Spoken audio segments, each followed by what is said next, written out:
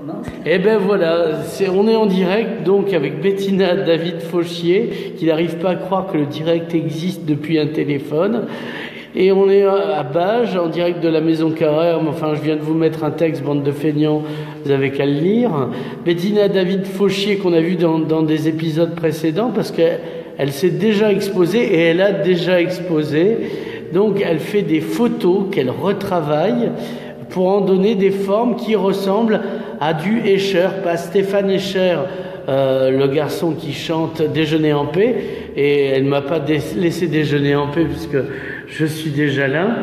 Donc Bettina, David et Fauchier, les trois en même temps, est-ce que tu peux nous décrire ce que c'est que ton travail, puisque c'est pas purement de la photo, mais tu peins pas, tu redessines pas comme Escher, etc.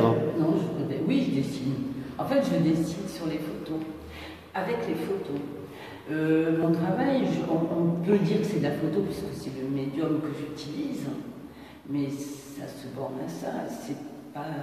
C'est pas de la photo. La photo représente quelque chose de réel et moi, ça représente rien de réel. J'utilise des éléments. Tu veux dire que c'est le bilan à mi-mandat de Jean-Marc Pujol? Ah non, ça, on ne mélange pas les torches sur les serviettes.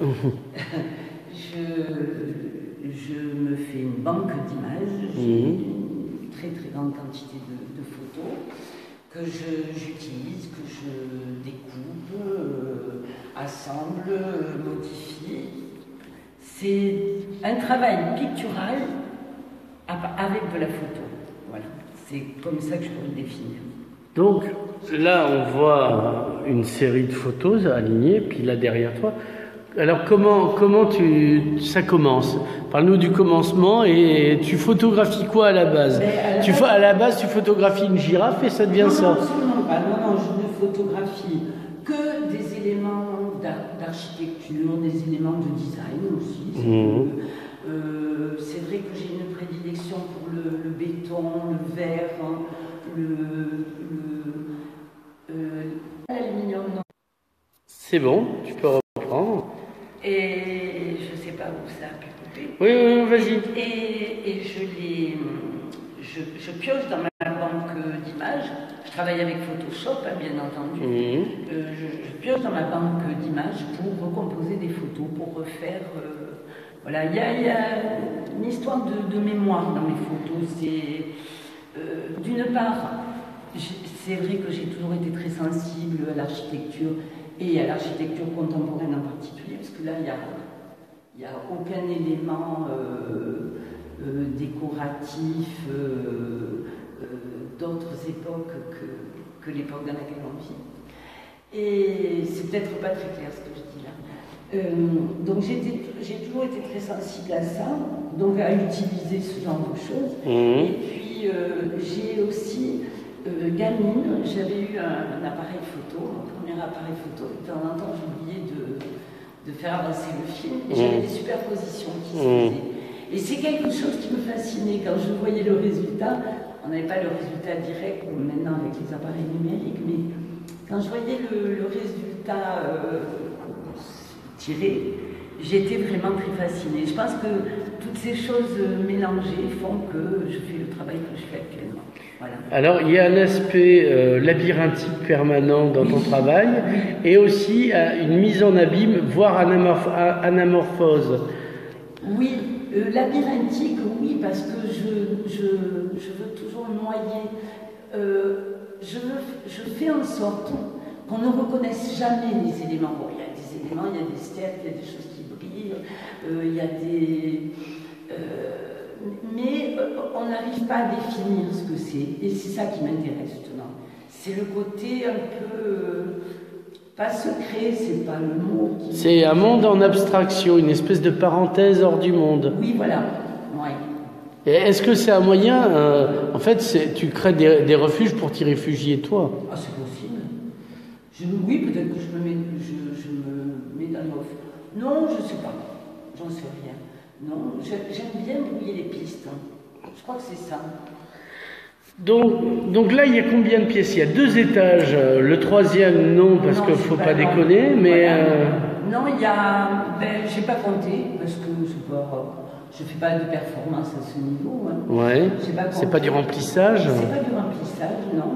J'ai même dérogé à une règle que je m'étais fixée, qui était de faire tout au même format. Parce que j'ai une imprimante professionnelle, mais qui n'imprime qu'en A3+. Donc j'étais limitée par ce format. Et puis du coup, je faisais tout au même format. Et puis là, je me suis dit que vu l'espace que j'avais, c'était la première fois que j'avais un espace intéressant comme ça, j'allais varier les plaisirs. Et donc j'ai fait des pièces au format habituel. Mais j'ai aussi voulu toute une série de toutes petites pièces. Et je crois qu'elle a beaucoup plu cette série, alors ça me fait plaisir. C'était pas habituel.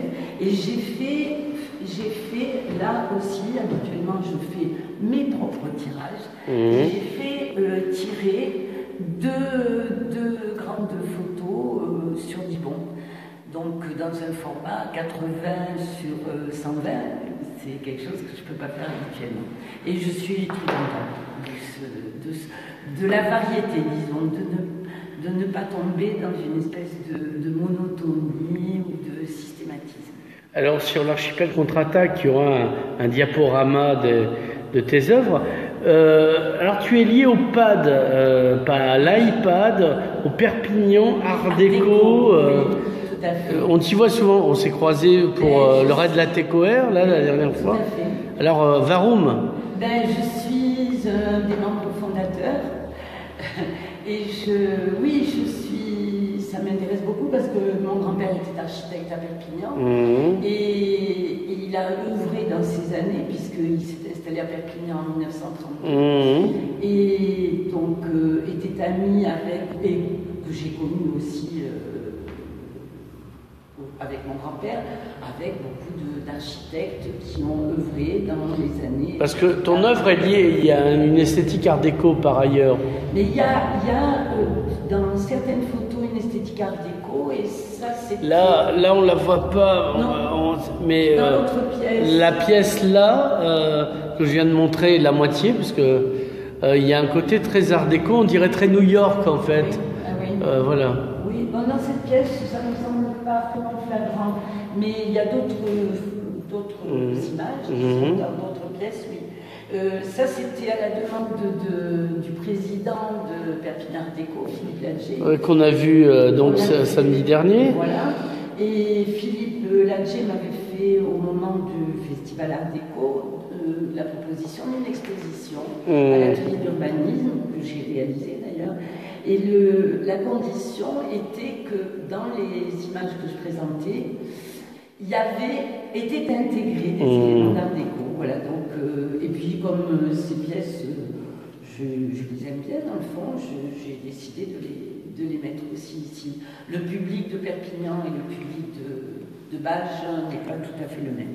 Oui, alors, mais c'est bien que même si en plaine du Roussillon, en catalan, on dit à Bages no hi vagis, à Bages n'y va pas. Mais on y va beaucoup à Bages. On y va beaucoup. C'est le lieu de résidence de Père Figuère, chanteur catalan et engagé. Moi, j'y vais souvent manger chez Père, d'ailleurs, avec le bon Jacques Quéralt. Et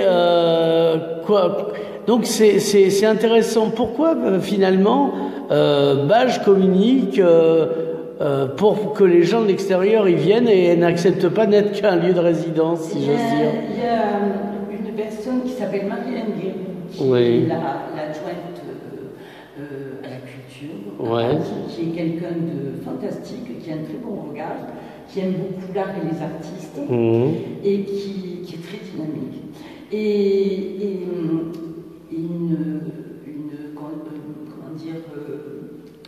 chargée de communication. Chargée de communication qui est formidable. Harpiste. Harpiste. Elle s'appelle. C'est comme le. Voilà. Et qui font un travail extraordinaire sur Bages, font connaître Bages. Et je peux te dire que le jour de mon vernissage, il y avait énormément de monde. Et on m'a dit que dimanche, il y avait énormément de monde à Bages. Donc il n'y a pas que Perpignan et Picasso dans la vie, quoi. Merci. D'ailleurs, non, j'ajouterai Non, mais vas-y, si tu dois dire des choses. Je n'ajouterai rien. Oui, il n'y a pas que Perpignan. Et je pense qu'il y a des villages qui sont très dynamiques et qui font un très très bon travail et qui gagnent à être connus. Voilà. Ajouter à cela, s'il y a en plus des bons restaurants, je veux dire. Alors, j'ai pas eu l'occasion de tester. Oui, pour les Serge Fauchier, oui, mon mari, qu'on connaît, oui aussi. Tout le monde connaît. Tout le monde, je sais pas, mais moi je le connais, c'est déjà pas mal. D'ailleurs, il y a eu un petit. Oui, parce que lui aussi a exposé il y a pas longtemps. Il a exposé au mois de juin de 2017, oui. Non, 2016, non. Je sais pas. Oui, je sais plus moi. Parce que là, on est en 2017. Oui, je sais. Voilà. Non, c'était pas. C'était à Bages, mais Bages d'Aude. Non, c'était à Bages ici. Ouais. Lui, il avait rempli toute la casa. Ouais. Et... Mais lui, il est monomaniaque sur ses traits, comme ça, il produit. Il travaille beaucoup. Oui, voilà. Il travaille beaucoup. Alors que c'est un feignant, à la base, c'est scandaleux, quoi. C'est pas bien de dire des mensonges. On te salue, Serge. Et voilà, et donc Serge avait exposé. C'était justement, je trouve que Marie-Hélène Guérou travaille très bien. C'est qu'elle donne de temps en temps carte blanche à la galerie Odilons. Oui, voilà, parce que voilà. Dynamique et autre galerie. Une ville culturelle aussi. Voilà, une ville culturelle. Et la galerie Odilons avait proposé Serge Fauchier à Bages. Et c'était une très très belle exposition. Et, voilà, avec énormément de monde aussi. Donc, tu vois, la Casa Carrère, elle traîne un public très important. Voilà, il faut aller à la découverte du territoire des Pyrénées-Orientales. Perpignan n'étant pas vraiment satisfaisante, finalement, Bages peut offrir peut-être plus, puisqu'elle y met de l'énergie et de l'intelligence. Tout à fait. Donc, Bettina David Fauchier, merci. Donc, c'est jusqu'au 29 octobre. Voilà. C'est sauf le lundi de 15h à 19h. Est-ce que tu as une adresse, même si Bages n'est pas si grand pour qu'on ne trouve pas la Casa Carrère? L'adresse, c'est 9 avenue de la Méditerranée. Merci beaucoup. Au revoir. Mais on ne peut pas manquer la Casa Carrère, elle se voit de loin.